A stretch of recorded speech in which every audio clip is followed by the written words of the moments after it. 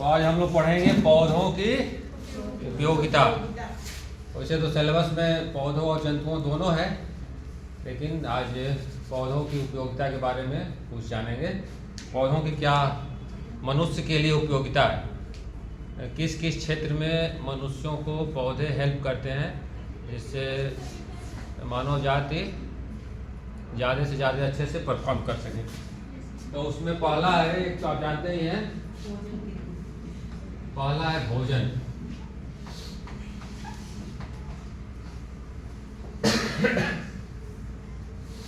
भोजन की उत्पादकता।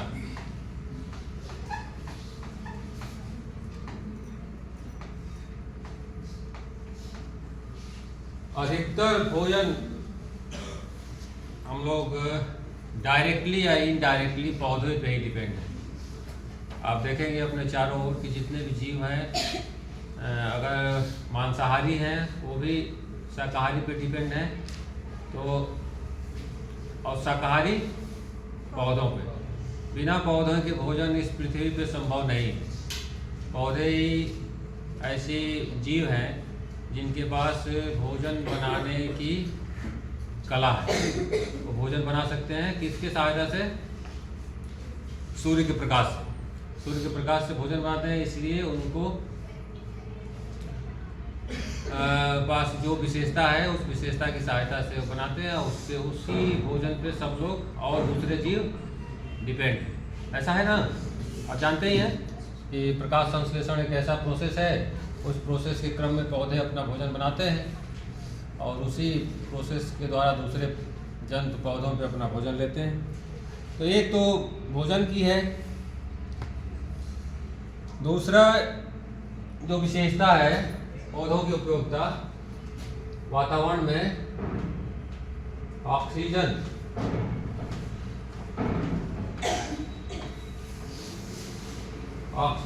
की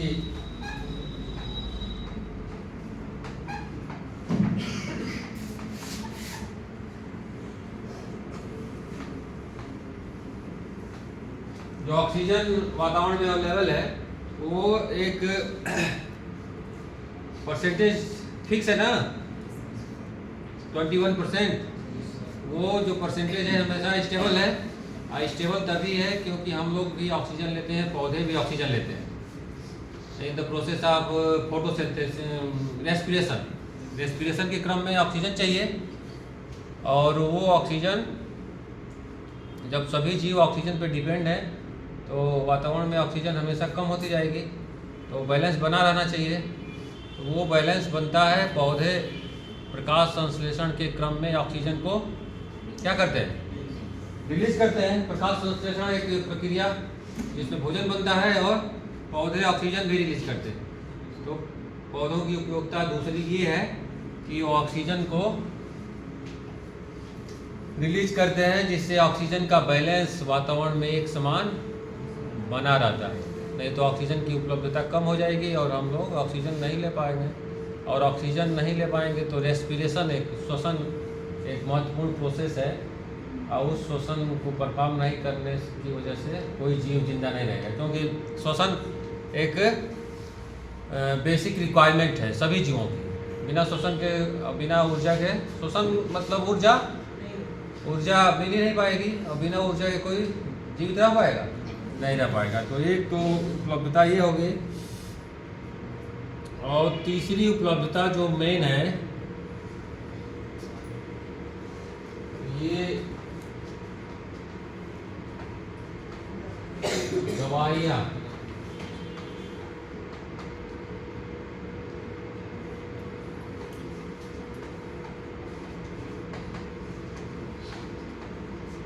बहुत तरह की दवाइयाँ हैं, आप अपने आसपास देखे होंगे।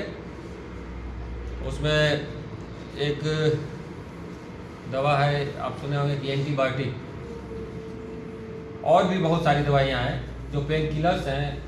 आप सुने होंगे कि दर्द होने पे दवा ली जाती है ना। बहुत सारी केमिकल्स हैं दवाओं में, मतलब कि केमिकल्स। पेन किलर में डाइक्लोफेनेक, पैरासीटामोल, ये सब तो केमिकल है। लेकिन कुछ ऐसे केमिकल्स हैं जो पौधे ही बनाते हैं। जैसे आप सुने होंगे कि एक पौधा है ओपियम। ओपियम सुने? ओपियम से बनता है अफीम। अफीम जो है वो पेन किलर के रूप में यूज होता है। और पेन किलर स्पेशली होता है कि आप जब भी आपके दर्द होता है या तो उसमें दर्द तो रहता है, लेकिन हम दवा ऐसी खा लेते हैं कि वो दर्द महसूस नहीं होता। वो दर्द हमेशा रहेगा, लेकिन दिमाग ऐसा बन जाता है कि दर्द को महसूस करने न करने में सहायता करता है। तो वो केमिकल की विशेषता है। तो उसमें से बहुत सारे ऐसे केमिकल हैं जो पौधों से प्रोड्यूस होते हैं। पेन किलर के अलावा जो एंटीबायोटिक है, एंटीबायोटिक स्पेशलाइज है किस में?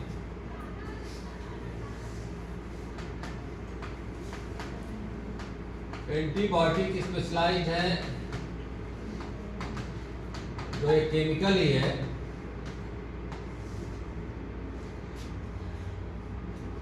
ये दूसरे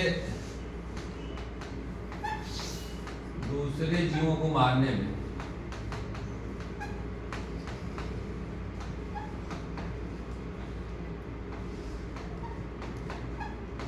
इसे एंटी लिखा है ना, एंटी मीन्स क्या होगा? अपोजिट। Bio means living. तो जो लिविंग के उल्टा हो तो एंटीबायोटिक मतलब केमिकल, और वो केमिकल जो जीव के उल्टा हो, जीव को मार दे। तो ऐसे ही पौधे हैं, जैसे अब बैक्टीरिया भी पौधे में आते हैं। और जितने भी एंटीबायोटिक हैं करीब 99% एंटीबायोटिक बैक्टीरिया के ही सहायता से बनते हैं। अगर बैक्टीरिया सहयोग ना करे तो एंटीबायोटिक नहीं बन पाएगा। और मेडिसिन जो एलोपैथिक मेडिसिन आप देखते हैं अपने चारों ओर, उसमें से 90% एंटीबायोटिक ही है। और एलोपैथिक का जो जादू है वो अधिकतर एंटीबायोटिक पे डिपेंड है। कुछ केमिकल्स हैं जो मनुष्य के शरीर में स्पेशल इफेक्ट करते हैं, जिसकी वजह से हमारे थोड़ा सा कुछ रिलैक्स महसूस होता है। तो पौधे दवाइयों को बनाने में बहुत बड़ा, आप ऐसे कह सकते हैं कि 70% अप्रॉक्स 70% दवाइयाँ पौधों की सहायता से ही बनती हैं। केमिकल्स भी हैं, बहुत सारे केमिकल्स भी हैं जो लेबोरेटरी में बनती हैं और उसकी सहायता से भी दवाइयाँ बनाई जाती हैं, लेकिन वो केमिकल्स के अधिकतर जो सोर्स है वो पौधे ही हैं। उन्हीं पौधों की सहायता से हम दवाइयाँ बनाते हैं और इधर अपना इंडस्ट्री चारों ओर विस्तार कर लेते हैं। तो दवाइयों बनाने में भी पौधों का मेन योगदान है। और एक और जो टॉपिक है चौथा,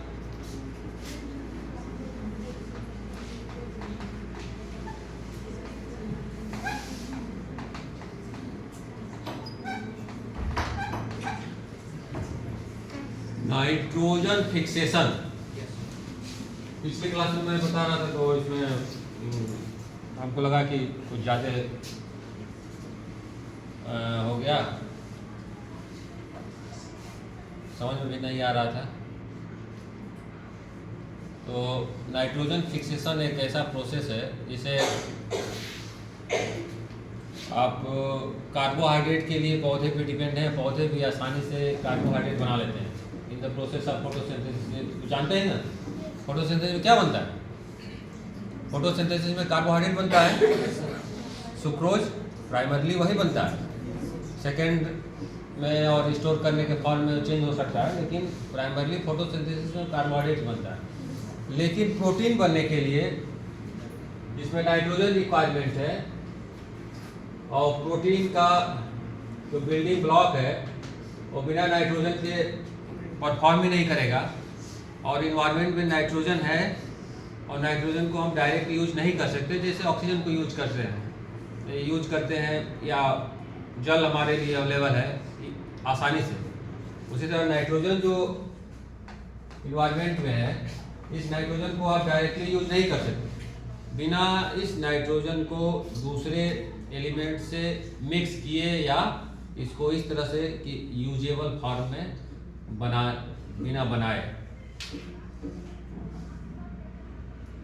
तो अब यूजेबल फॉर्म क्या है, जैसे मान लो नाइट्रोजन तो अवेलेबल है ना इन्वायरमेंट में, अवेलेबल है कि नहीं, 78% है, लेकिन वो नाइट्रोजन कोई भी ऐसा जीव नहीं है जो उस फ्री फॉर्म में यूज कर सके उसको, जैसे ऑक्सीजन को यूज करते हैं, ऑक्सीजन को यूज करते हैं ना ऊर्जा उत्पादन में। तो इस नाइट्रोजन को यूज करने के लिए आपको इसको NH3 या N2O या NO2 इस फॉर्म में कन्वर्ट करना पड़ेगा, और इस फॉर्म में कन्वर्ट करने को ही क्या कहते हैं, नाइट्रोजन फिक्सेशन। नाइट्रोजन को फिक्स करना इसी को कहते हैं। इस नाइट्रोजन को जो इन्वायरमेंटल नाइट्रोजन है इसको NH3 N2O या NO2 में कन्वर्ट करना। अब ये कन्वर्ट करते हैं केवल कुछ सूक्ष्म जीव, तभी वो नाइट्रोजन यूज हो सकता है और क्या बन सकता है, प्रोटीन, तभी प्रोटीन बन सकता है, अदरवाइज प्रोटीन बनने का कोई चांस नहीं है, क्योंकि प्रोटीन एक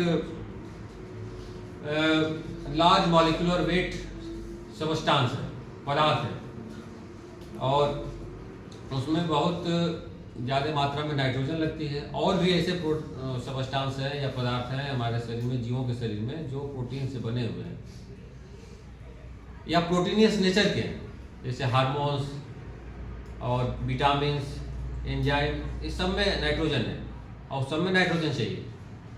तो जब तक इसमें ये कन्वर्ट ना हो तब तक नाइट्रोजन को हम यूज नहीं कर सकते। अब ये कन्वर्ट कौन करता है, 90% कन्वर्जन बायोलॉजिकल होता है। और बायोलॉजिकल में आप सुने होंगे कि लेग्यूमिनस प्लांट के जड़ में एक बैक्टीरिया पाया जाता है जिसका नाम है राइजोबियम।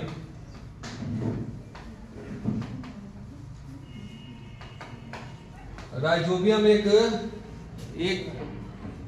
कन्वर्जन के लिए रिस्पॉन्सिबल है। इसके अलावा बहुत सारे बैक्टीरिया हैं जो सॉइल में फ्री फॉर्म में पाए जाते हैं। इससे बहुत सारे क्वेश्चन आते हैं एग्जाम में कि कौन सा फ्री फॉर्म का बैक्टीरिया है। राइजोबियम फ्री नहीं है, इसको चाहिए क्या, इसको चाहिए लेगुमिनस प्लांट का रूट, और उसी में वो ग्रो कर सकता है, अदरवाइज दूसरे फ्री फॉर्म में ग्रो नहीं कर सकता। उसको उस तरह की कंडीशन नहीं मिलेगी, और कंडीशन नहीं मिलेगी तो वो क्या नहीं कर पाएगा, ये नाइट्रोजन को इससे जोड़ नहीं पाएगा ऑक्सीजन से या हाइड्रोजन से।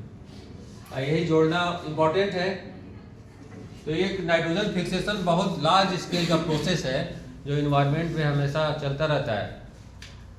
उसमें कुछ फ्री बैक्टीरिया और कुछ सहजीवी बैक्टीरिया, नाइट्रोजन, ये राइजोबियम एक सहजीवी है, मतलब सिम्बायोटिक है। जो सिम्बायोटिक उसे कहते हैं जो दूसरे जीवों के साथ मिलजुल के अपना काम करते हैं, खाना बनाते हैं और रहते हैं। तो खाना बनाना इसका यही है, नाइट्रोजन को ऑक्सीजन से मिलाना। तो जब नाइट्रोजन ऑक्सीजन से मिल जाता है,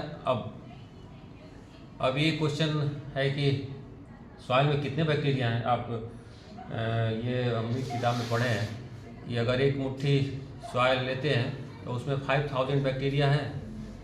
आप लोग पढ़े होंगे, बहुत ज़्यादा बैक्टीरिया हैं जो हमेशा डिकम्पोजिशन और कंपोजिशन के प्रोसेस में लगे रहते हैं।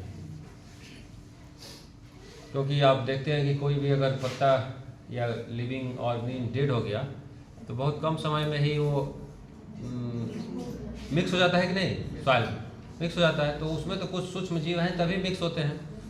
तो उसमें से कुछ फ्री लिविंग बैक्टीरिया है, कुछ सिम्बायोटिक है, कुछ फंगस भी हैं, कुछ अदर्स माइक्रो ऑर्गेनिज्म है, उसकी सहायता से वो उसमें मिक्स हो जाते हैं। तो नाइट्रोजन फिक्सेशन एक लार्ज स्केल का प्रोसेस है जो नाइट्रोजन या नाइट्रोजनस कंपाउंड को लिविंग ऑर्गेनिज्म में एक चक्र प्रोवाइड करता है। क्योंकि प्रोटीन तो सबको चाहिए ना, ठीक नहीं। अब बिना प्रोटीन के आप किसी भी जीव की बॉडी का सर्वाइव पॉसिबल नहीं है। तो वो प्रोटीन इस नाइट्रोजन फिक्सेशन पे डिपेंड है। किसी भी जीव के शरीर में प्रोटीन अगर है तो वो नाइट्रोजन फिक्सेशन के क्रम में ही एक लेवल से दूसरे लेवल में गया, अदरवाइज वो प्रोटीन बनेगा ही नहीं। और प्रोटीन के अलावा और भी सबस्टांस हैं जो जीवों में चाहिए और उसमें नाइट्रोजन एक महत्वपूर्ण रोल अदा करता है। तो नाइट्रोजन फिक्सेशन का जो लिविंग चक्र पे मतलब डिपेंड है, या कह सकते हो कि जीवों पे डिपेंड है, तो वो 90% पौधों द्वारा होता है, बैक्टीरिया द्वारा।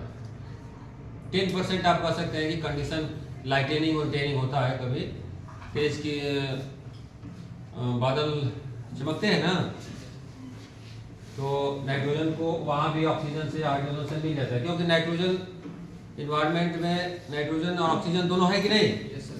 और जब दोनों मिल जाते हैं यहाँ पे तो वो यूजेबल हो गया। लेकिन कंडीशन ये है कि टेम्परेचर चाहिए 5000 डिग्री सेल्सियस नाइट्रोजन को ऑक्सीजन से मिलाने के लिए। तो जब लाइटनिंग होती है तो उस वक्त वो टेम्परेचर मिलता है, और उस वक्त जो इन्वायरमेंट में उसके आसपास जितना आप सोच सकते हैं कितना रहता होगा नाइट्रोजन और ऑक्सीजन उसके आसपास, वो मिल जाता है, और जिससे फिर वो वाटर के साथ सॉइल में आता है और फिर वो पौधे अपना उसको लेते हैं। और तो 2-3 प्रोसेसेस हैं जिससे नाइट्रोजन फिक्स होता है, लेकिन 90% नाइट्रोजन फिक्स होता है पौधों द्वारा। इसमें बैक्टीरिया का मेन रोल है। तो पौधों का एक उपयोगिता ये भी है, ऑक्सीजन देने के अलावा नाइट्रोजन फिक्स करते हैं, और वो नाइट्रोजन हमको प्रोटीन बनाने में सहायता करती है। तो ये होगा नाइट्रोजन फिक्सेशन कुछ जानकारियाँ। और एक और लास्ट जो पौधों की विशेषता है वो है, पौधों की उपयोगिता वो है बाढ़ को रोकना।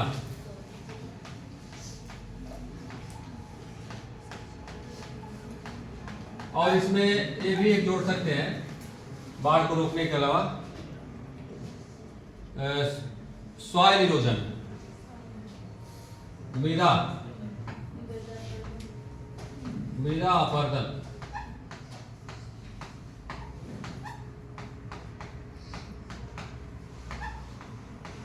दो चीजें हैं, बाढ़ और मृदा, क्योंकि दोनों इंटर रिलेटेड ही है। बाढ़ आएगी तो मृदा को बहा के ले जाएगी नहीं, अधिकतर मृदा बह जाती है, तो उसमें पौधे जहाँ पे रहते हैं वो सॉइल को पकड़ के रखते हैं। और जब सॉइल एक बहुत प्रीसियस कंपोनेंट है इस पृथ्वी का।